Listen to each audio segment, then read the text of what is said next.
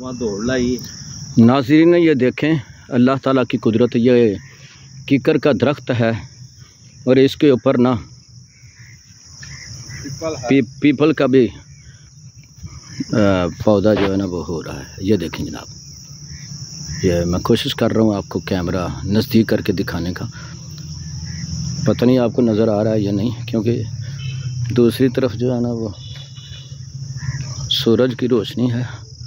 तो ये देखें जनाब, ये पीपल का बूटा है, पौधा है और ये कीकर का है। यानी कीकर के ऊपर अल्लाह ताला की कुदरत देखें, अल्लाह ताला की कुदरत का नज़ारा देखें। ये देखें, और ये जो है ना, अगर कोई देखना चाहता है ना तो ये यूसुफ कोट पुल से तकरीबन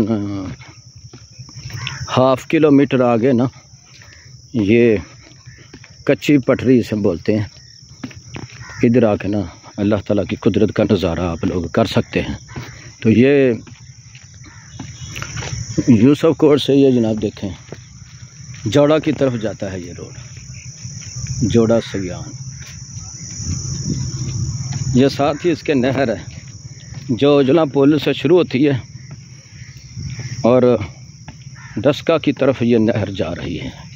इस वक्त मैं आपको नहर नहीं दिखा सकता क्योंकि काफ़ी दरख्त हैं, तो मैं मरीज़ बंदा हूँ। इधर अंदर जाके आपको नहर शुरू होती है और उजले पुल की तरफ जाती है।